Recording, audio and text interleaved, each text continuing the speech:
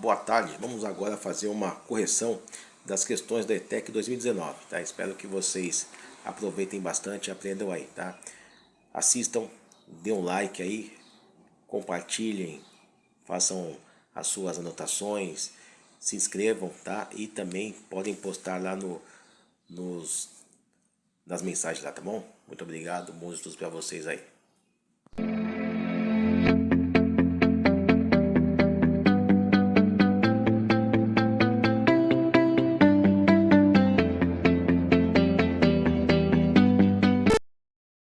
Bom, pessoal, vamos fazer agora uma correção, né, das questões da ETEC do ano de 2019, tá? Então acompanha aí, vamos entender por detalhe cada questão. Então vamos lá. A primeira questão de ciências é essa questão 2 aí, né? Onde está escrito o seguinte: a pele, o maior órgão do corpo humano, é importante na manutenção da saúde porque reveste toda a superfície corporal, atuando, entre outras coisas, na proteção contra agentes e raios solares e é determinante, é também responsável pela sensibilidade tátil e pela manutenção da temperatura corporal. O ser humano apresenta a temperatura corporal normal em média de 36 graus centígrados, 36,5. A elevação ou redução da temperatura pode ter efeitos danosos ao organismo. Assim, na pele, entre os fatores que contribuem para a manutenção da temperatura corporal em dias de frios em ambientes abertos, destacam-se a dilatação dos vasos sanguíneos periféricos e maior eliminação de oleosidade pelas glândulas sebáceas. B. A dilatação dos vasos sanguíneos periféricos e maior eliminação de suor pelas glândulas sudoríparas. C. A dilatação dos vasos sanguíneos periféricos e eliminação contínua do suor pelas glândulas sebáceas. D. A contração dos vasos sanguíneos periféricos e menor eliminação de suor pelas glândulas sudoríparas. Ou E. A contração dos vasos sanguíneos periféricos e maior eliminação de suor pelas glândulas sebáceas. Bom, pessoal, então aqui é o seguinte: você pode ir pela eliminação, né? Então vamos aqui, ó. Eliminação dos vasos sanguíneos periféricos, maior eliminação de oleosidade pelas glândulas sebáceas. Pode ser, porque as glândulas sebáceas, né, elas eliminam óleo, né? Dilatação dos vasos sanguíneos periféricos, eliminação do suor pelas glândulas sudoríparas. Pode ser, né? Agora essa aqui, ó, suor pelas glândulas sebáceas. Então essa C aqui já está fora do baralho, né? Já não funciona. A letra D: contração dos vasos periféricos, eliminação do suor pelas glândulas sudoríparas. Pode ser também. Então essa C você já eliminou. Bom, outra coisa que nós temos que entender também é o seguinte: quando nós estamos no verão, né, a tendência dos vasos sanguíneos é dilatarem, né? E no frio elas se contraem, os vasos sanguíneos, né? Então, nessa aí você já pode eliminar a B e C, tá? Aí só fica D e a E. Por quê? Porque os vasos sanguíneos, eles se contraem, né, no frio. Então seria aqui contração dos vasos sanguíneos periféricos e menor eliminação de suor pela pele, né? Pela glândula sudorípara, tá certo? Seria a letra D.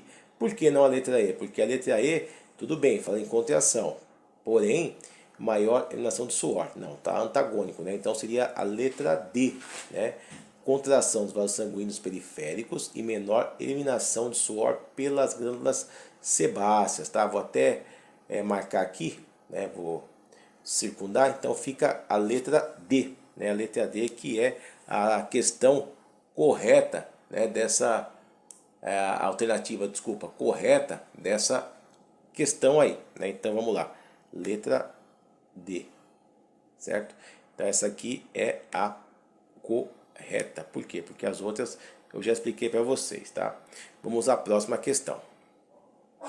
Bom, no estudo de substâncias puras e misturas, a professora apresentou dois sistemas a seus alunos, conforme representado nas figuras.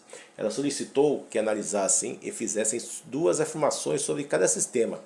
Nas alternativas, encontram-se algumas das afirmações feitas pelos alunos. Analise-as e assinale a alternativa que apresenta apenas a afirmação correta sobre um dos sistemas apresentados. Então vamos lá, pessoal, vamos analisar esses sistemas aqui, né? Então, essas bolinhas aqui, ó, né, que aparecem são átomos, tá bom? São átomos, tá? Então aqui no sistema 1, nós temos dois átomos iguais se unindo, né? E outros dois átomos iguais também se unindo, dando origem a duas substâncias diferentes, né? Então aqui nós temos duas substâncias diferentes, né? Porém as duas são puras, né? Desculpa, são substâncias simples, né? Por que são substâncias simples? Porque elas são formadas por apenas um tipo de átomo, né? Tanto essa aqui são dois átomozinhos brancos e essa aqui dois átomozinhos chumbo. Já aqui nesse segundo sistema, né? O que acontece? Você tem duas substâncias iguais, né? Quer dizer, duas moléculas iguais. Só que são moléculas formadas por átomos diferentes. Ó. Um átomo maior, branco, e dois átomos menores, cinzas, né? Então são duas substâncias compostas, né? Na realidade aqui forma apenas uma substância composta, tá? Enquanto aqui formaria uma mistura. Por que mistura? Porque nós temos duas substâncias diferentes, são duas simples, né? Que podem se unir, ou estão se unindo. E aqui são duas substâncias compostas, né? Que não formam mistura, porque são iguais, beleza? Bom, então o que acontece aí? Vamos ver as alternativas. Então no sistema 1 temos duas substâncias simples. Opa, legal, ó, tá vendo? No sistema 2, uma substância é substância pura. No sistema 2, no sistema 1 é uma substância pura. Não. Por quê? Porque nós temos duas substâncias diferentes, duas moléculas diferentes, duas moléculas diferentes, né? Moléculas com dois átomos brancos e moléculas com dois átomos cinza. Essa aqui sim seria uma substância pura, o sistema 2, tá bom? Então essa aqui está errado. Pode tirar fora, beleza? Isso aqui está errado, pode eliminar. No sistema 1, temos 5 componentes. Não, temos 4. 1, 2, 3, 4, 5, 6, 7, 8, 9, 10 componentes, tá bom? Então não pode também riscar. O sistema 2 é uma mistura. Não, aqui é uma substância pura, não é uma mistura, né? Como eu já expliquei para vocês. O E, no sistema 2 temos dois componentes. Não, né? Só tem um componente, tá certo? Por quê? Porque apesar de ser duas moléculas, são moléculas iguais, tá bom? Então é um tipo de componente só. Talvez a questão foi mal formulada, apenas um tipo de componente, tá bom? Então a correta seria a letra A, tá certo? No sistema 1 temos duas substâncias simples. Aqui está ok, beleza? Essa aqui que é a correta. Se quiser dar um print aí depois para estudar também, beleza, tá bom? Então seria a letra A, a questão 2. Vamos para a próxima questão, né? Questão 9. Opa, que bacana isso aqui. Então, fundamental, né, a manutenção da vida na Terra, o ciclo biogeoquímico, como nós já estudamos, do carbono na natureza, está representado simplificadamente no seguinte esquema aqui, ó. Então você tem processo 1, você tem absorção de água e gás carbônico e liberação de compostos orgânicos e oxigênio. Processo 1, né, seria a fotossíntese, então, né, ao ser autótrofo.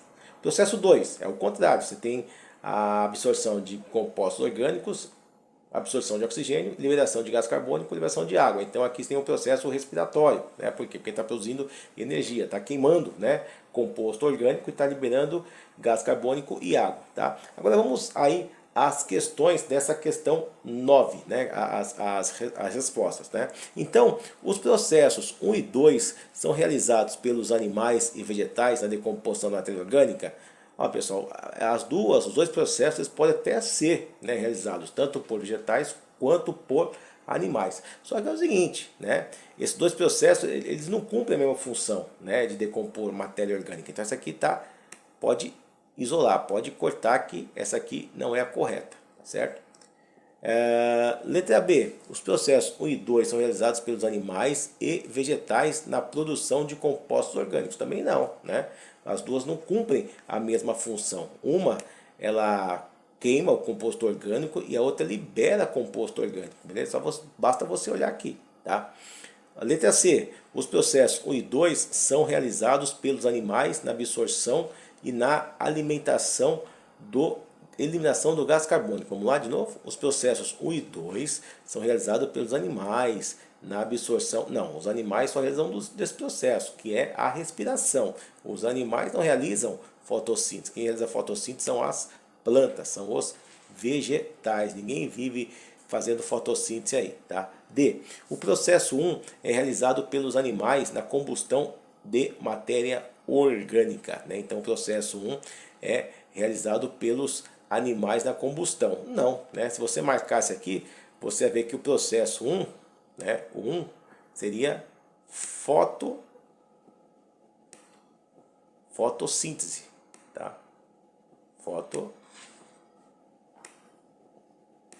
fotossíntese, tá? E a 2, o processo 2, como eu falei para vocês, seria respiração, certo? Deixa eu escrever aqui, só que é ruim escrever com cursor. Vamos lá, então tá aqui, ó, tá? Então o processo 2 é respiração e o processo 1 é fotossíntese. Então essa aqui também está errada. O processo 1 ele é realizado pelos animais na combustão da matéria orgânica. Não, porque o processo 1 é fotossíntese. Os animais não produzem fotossíntese e muito menos a fotossíntese ela queima, né, matéria orgânica. E sobrou aí. O processo 1 é realizado pelos vegetais na produção de matéria orgânica, sim, que é a fotossíntese. Então o certo seria a letra E, ok? Então essa é a resposta aí da questão 9, né, dessa avaliação aí, beleza? Vamos para a próxima aí ver como é que é essa questão, tá? A próxima questão, então, questão 4. Questão 4. John Gutenong, né, Stanley Whittiger e Akira Yoshino são vencedores do Prêmio Nobel 2019 de Química pelo desenvolvimento de baterias de íons de lítio. Atualmente, celulares, notebooks e carros elétricos saem de fábrica com esse tipo de bateria. Com essa descoberta, é possível armazenar uma grande quantidade de energia em baterias pequenas e leves. Se fôssemos utilizar outros tipos de bateria, como por exemplo, bateria de hidrogênio, hidreto de níquel ou bateria de níquel de cádmio, para armazenar a mesma quantidade de energia, teríamos baterias com tamanho de massa 2 ou até mesmo 3 vezes maiores do que as baterias de íons de lítio. Outra vantagem desse tipo de bateria é o fato de não possuírem o efeito memória, né, conhecido popularmente como vício de bateria, devido a essa característica que facilita a vida do usuário. Ela não requer tanta atenção nos processos de carga e descarga. Contudo, com todos os avanços, as baterias continuam extremamente sensíveis à temperatura quando exposta ao calor. Podem perder parte de sua capacidade total de se decompor mais rápido que o normal. Então, de acordo com o texto, né, nós temos aí 5 alternativas. Alternativa A. Os carros elétricos fabricados atualmente usam bateria de níquel-cádmio? Não, né? Olha lá, ele já está falando aí de bateria de lítio, né? Então, os carros elétricos não utilizam essa bateria de cádmio, porque a bateria é ultrapassada, né? Ela não serve muito. As baterias de íon de lítio são maiores e mais pesadas que as baterias de hidreto de níquel? Não. Se você ler no texto aqui, né? Então essa questão é mais uma interpretação de texto, né? Então essa aqui também não cabe a resposta, porque está desconexa com o texto. C. As baterias de lítio apresentam efeito memória e por isso devemos recarregá-la por completo. Não, é o contrário, né? Como o texto diz, é a bateria que não apresenta esse vício, né, de carregamento. Ele não tem memória, beleza? D. Aparelhos eletrônicos fabricados atualmente usam baterias menores e mais leves, as quais não requerem tanta preocupação com a sua carga e descarga. Isso aqui está certo, né? Então hoje, o seu celular que você usa, né, os computadores, notebooks, né, eles têm uma vida útil maior na bateria, né, não tem essa preocupação de memória, por quê? Porque são baterias de lítio, né, são baterias mais modernas. E as baterias atuais podem ficar expostas a temperaturas sem perderem a capacidade de recargas nem sofrerem decomposição. Está errado, né, pessoal? Porque infelizmente ainda a tecnologia não descobriu, né, uma fórmula para retardar, né, essa questão do aquecimento, né, que as baterias são muito sensíveis à temperatura. Tá bom, pessoal? Então, por enquanto é isso. No próximo bloco eu vou resolver as outras questões. Obrigado aí por ter assistido e até o próximo vídeo aí então, tá bom? Valeu mesmo.